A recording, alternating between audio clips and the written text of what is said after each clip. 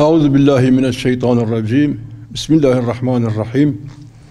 Elhamdülillahi Rabbil alemin. Vessalatu vesselamu ala seyyidina Muhammed sallallahu teala aleyhi ve sellem ve ala alihi ve ashabi ecmaîn, emma ba'd. Şimdi efendim, İslam'da ticaret ahlakı kelimesine, cümlesine baktığımız zaman 3 tane kelime görmekteyiz. İslam, ticaret ve ahlak. Ticaret çeşitleri var tabi. Bir tanesi sahih, doğru olan, İslam'a göre yapılması düzgün olan ticaret. Mesela fırıncıya gittik, ekmek aldık. Bakkala gittik, gıda maddesi aldık. Mağazaya gittik, gömlek aldık, şalvar aldık. Bu sağlam ticaret, sahih.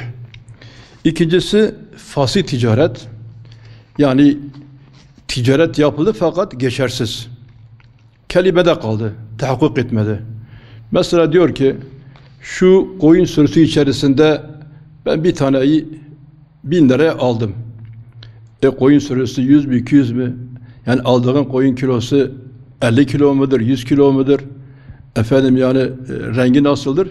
Bunlar belli olmadı. Ve günümüzde çok insanların hataya bulaştığı fasit ticaret şekli, bu TOKİ daireler yapar, ondan sonra arz eder, satışını yapar.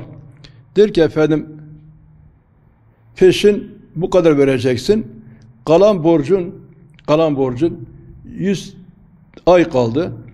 Peki her ay ne kadar para? Bu ay 1000 lira, 6 aya kadar 1000 lira vereceksin. Ondan sonra memur kat sayısı artışı ne kadar oldu maaşına göre? %4 mü geldi? O zaman 1000 lira %4 artı vereceksin. Yani bu meçhul olan ticaret, sonu belli olmayan bir fiyat alınmıştır. Bu fasittir, geçersiz. Üçüncüsü batıl olan ticaret diyoruz ki bu satılması haram olan mallar, mesela içki satımı gibi, haşa, domuz etinin satımı gibi, bunlar haram olan ticaret şekilleridir.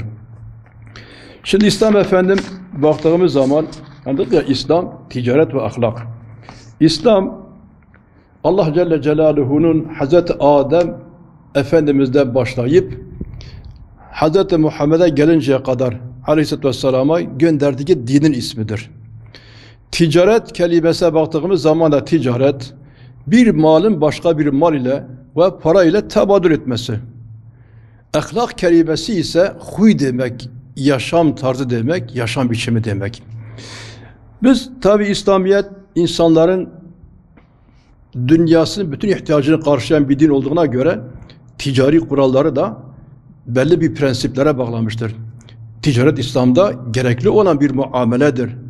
Çünkü buradaki mal efendim başka ülkelere gider, başka ülkelerden buraya gelir. İnsan ihtiyacının karşılanmasında ticaretin çok önemli bir rolü vardır. Ama işte ticaret prensipleri vardır.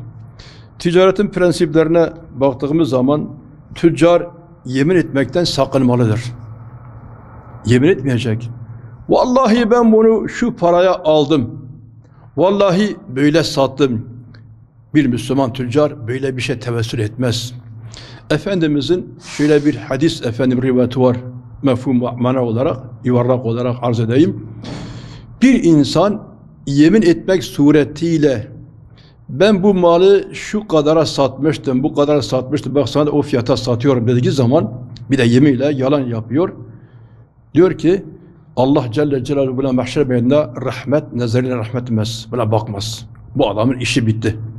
Birinci prensip efendim, yemin yapmayacak. Ondan sonra yalan söylemeyecek. Müslüman yalan söylemez. Efendim hadisinde diyor ki, yani büyük günahlar sayılırken evlü zur ve şehadetü zur diyor. Yalan kelime büyük günahlardan sayılmıştır. Bir Müslüman birkaç kuruş dünya malı kazanmak için yalan söylemez kesinlikle. Buna bulaşmaması lazımdır. 3 efendim, malın ayıplı tarafını söylemesi lazım. Benim malımın kusuru şurada. Şu kumaşın şurası yırtıktır. Efendim sattığım bu binanın işte şu odası böyledir. anlatması lazımdır. Efendimiz aleyhissalatü vesselam buğday satılan bir pazarın yanına gitti, esnafı bile bir denetledi. Bir buğday çuvalı mı, kümesi mi diyelim orada vardı. Elini içerisine koydu, baktı ki içerisinde efendim rutubet var, sulu, üstü kuru. Dedi ne oldu? Ya Resulallah dedi, buna yağmur isabet etti. Bu nasıl bir yağmurdur? Yağmur olsa üste vurur. İçi yaş, üstü kuru. Dedi ki men gashşena feleyse minna. Bizi aldatan bizden değildir. Yani malın özür neyse söylemesi lazım. İmam Azam bir menkıbesi vardır. Kendisi tüccarıydı rahmetullahi aleyhi. Bir kervanla beraber mal göndermiş. Uzak bir yere Mısır'a göndermiş Allahu alem. Ortağına diyor ki gönderdiği kişiye, diyor ki bak şu kumaşın şu özrü var. Satarken müşteriye illa ve illa bunu söyle diyor. Tamam diyor. Adam gider satar fakat unutur. Geri dönüş yapar. Gelir gelmez İmam-ı Azam yani demiyor sen selamet geldin mi, kar ettin mi, zayi demiyor. İlk kelimesi sen o sakat malı müşteriye söyledin mi? Eyvah diyor ben unuttum. Öyle söylüyor bütün benim kervandaki mal diyor Allah'ın yolunda hepsi sadakadır. Ona ben efendim elimi vurmayacağım. Yani bir tüccarın bunları söylemesi lazımdır. Ondan sonra efendim anlattık yani haram olan mallar satılmayacak. Yani bir Müslüman Allah'ın satılmasını, içilmesini, yenilmesini haram ettiği bir maddeyi satması caiz değildir. Bakıyorum Müslüman gitmiş yani büfe açmış, içki büfesi açmış. Müslüman efendiler de kötü bir adres açmıştır. Müslüman efendim bunlarla uğraşmamalıdır. Buna dikkat etmesi lazımdır. Ondan sonra efendim yanına gelen bir malın bu adamın malı mıdır? Bu tüccar sağlam mıdır? Yoksa bu çalıntı mıdır? Dikkat etmesi lazımdır. Başka insan malı adam çalmış. Getirdiği malın piyasa değeri 1000 lira. Diyor ki ben bunu 250'ye satıyorum. Demek ki bu da bir hile vardır. Tüccarın buna dikkat etmesi lazımdır alış konusunda. Başka bir madde ihtikardan yani kara borsa işinden uzak durması lazımdır. Kara borsa ne ihtikar efendim? Piyasadan malı çeker, deposuna koyar sonra insanlara pahalı satar. Bir tüccar Müslüman bunu yapamaz. Bu da haramdır. Bir maddemiz daha faizden kendisini uzak tutması lazımdır. Yani efendim gidip kredi alayım. Günümüzde faiz ismini kredi koymuşlar. Mesela geçen sene mi, bir sene önce mi devlet kalktı düşük faiz miktarı ile konut kredisi ismi altına verdi. Türkiye'de 10 binlerce insan faize bulaştı. Bir Müslüman bu konuda dikkat etmesi lazım. Oturacağı evde faiz parası var. Peki nasıl efendim huzur bulacak? Yani buna dikkat etmesi lazımdır. Ondan sonra satılan malın sıfatını, özelliklerini müşteriye söylemesi lazım. Bunu ben arz ettim. Bir de malı satarken ölçüye, tartıya dikkat etmesi lazımdır. Hazreti Şuayb Aleyhisselam'ın kavmi bundan dolayı helak oldu. Ölçüye, tartıya dikkat etmedi, helak oldu.